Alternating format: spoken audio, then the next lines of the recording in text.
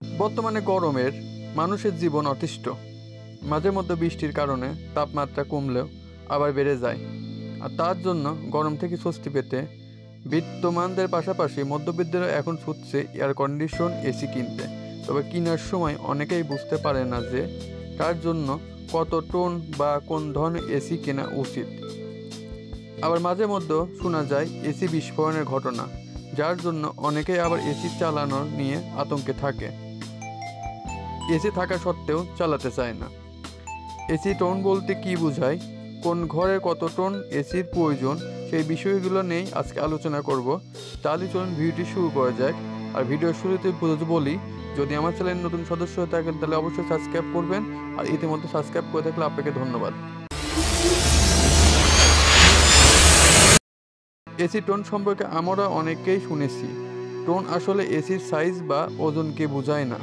Tone দিয়ে এসির তাপ শোষণ বা স্কোয়ার ফিট রুম সঠিকভাবে কাজ করবে তা বোঝায়। টোন শব্দটি বরফ গলিয়ে বাতাস ঠান্ডা করার রীতি থেকে এসেছে। আরও সহজভাবে বোঝাতে গেলে 1 ঘন্টায় একটি ঘরের তাপমাত্রা যত ঠান্ডা করবে 1 টন এসির কার্যকর ক্ষমতা ঠিক সেই পরিমাণ বোঝায়। তার মানে এসি যত টন বেশি হবে সেই এসি তত বেশি রুম ঠান্ডা করতে পারবে। 1 টন এসি একটা প্রতি ঘন্টায় 12,000 BTU তাপ শোষণ করে। 1.5 টন এসি 18,000 BTU তাপ শোষণ করতে পারে। এভাবে টন অনুযায়ী শোষণ ক্ষমতা বাড়তে থাকে। আপনার রুমের এসি কেনার জন্য আপনাকে বেশ কিছু দিক মাথায় রাখতে হবে, যেমন আপনার রুমের সাইজ এবং আপনার রুমটি কত তলায় অবস্থিত, রুমের কোন পাশে কেমন সূর্যের তাপ লাগে, রুমে কতজন লোকের বসবাস, আপনার রুমের তাপমাত্রা কেমন ইত্যাদি বিষয়গুলো আপনাকে মাথায় রাখতে হবে। সাধারণত 100 থেকে 120 স্কোয়ার ফিট রুমের জন্য আপনি 1 টন এসি ব্যবহার করতে পারেন, এটাই যথেষ্ট। 120 থেকে 150 স্কোয়ার ফিট রুমের জন্য আপনাকে 1.5 টন এসি, 150 থেকে 250 স্কোয়ার ফিট রুমের জন্য 2 টন এসি আপনাকে ব্যবহার করতে হবে। এরকম আপনার রুমের আকার প্রকার ভেদ অনুযায়ী আপনার এসির আপনার সাইজটা বাড়াতে হবে। আপনি যদি এই বিষয়গুলো না বুঝতে পারেন তাহলে আপনার রুমের সাইজ আপনি যে কোনো এসি শোরুমে যায় বললে তারা আপনাকে সঠিক ইনফরমেশন দিয়ে দেবে যে আপনার রুমের জন্য কত টন এসি প্রযোজ্য। এসি কোম্পানিগুলো বলতেছে বর্তমানে বাংলাদেশে কয়েক বছরের তুলনায় এখন এসির চাহিদা অনেক বেড়েছে। তবে বিশেষজ্ঞদের মতে দীর্ঘ সময় এসির বাতাসে থাকলে শরীরের উপর প্রভাব পড়ে। এসির বাতাসে আর্দ্রতা কমিয়ে দেয়, এই জন্য আমাদের ত্বক শুষ্ক হয়ে যায়। এছাড়া বাতাস আর্দ্রতা কমে গেলে চোখের উপরে প্রভাব ফেলে। এছাড়া বেশিক্ষণ এসি ঘরে থাকলে মাথা ব্যথা, শ্বাসকষ্ট, অ্যাজমা, হাঁপানি এইসব জনিত রোগ অনেক সময় সমস্যা হতে পারে। আমাদের দেশে বেশ কয়েক বছরে এসি দুর্ঘটনা বেশ কয়েকবার ঘটেছে।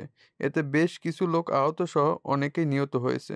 বিশেষজ্ঞরা বলছে বাংলাদেশে এসি রক্ষণাবেক্ষণে বেশ অবহেলা করা হয়, যার জন্য এই দুর্ঘটনা ঘটছে। প্রত্যেকটি এসি বছরে অন্তত একবার অভিজ্ঞ টেকনিশিয়ান দ্বারা সার্ভিস করা উচিত আমাদের। বিশেষ করে শীতের 6 মাস আমাদের এসিগুলো বন্ধ থাকে। তার জন্য গরমের শুরুতেই এসি চালু করার আগে অবশ্যই এই এসিটি সার্ভিস করে নেওয়া উচিত।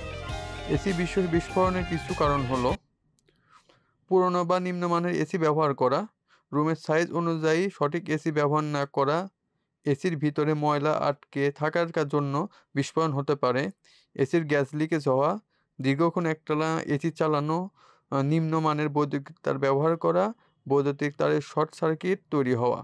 এই বিষয়গুলোতে আপনি খেয়াল থাকলে এসি দুর্ঘটনা হওয়ার সম্ভাবনা খুবই কম থাকে। মনে রাখতে হবে যে এই যন্ত্রটি আপনার বাসার অন্য যন্ত্রের মতো নয়। অবশ্যই আপনাকে এটা সার্ভিসের দিকে খেয়াল রাখতে হবে। একটা এসি সার্ভিস খুবই জরুরি। এই বিষয়গুলো আপনার মেনে চললে অবশ্যই আপনার এসি থেকে সুন্দর সার্ভিস পাবেন আশা করি। এই ছিল আমাদের ইনফরমেশন, আশা করি হয়তো আপনাদের কাজে লাগতে পারে। আর বরাবরের মতো বলে যাই, নিজে ভালো থাকেন, অপরকে ভালো রাখুন। আল্লাহ হাফেজ, দেখা হবে অন্য কোনো ভিডিওতে। আজ এই পর্যন্তই।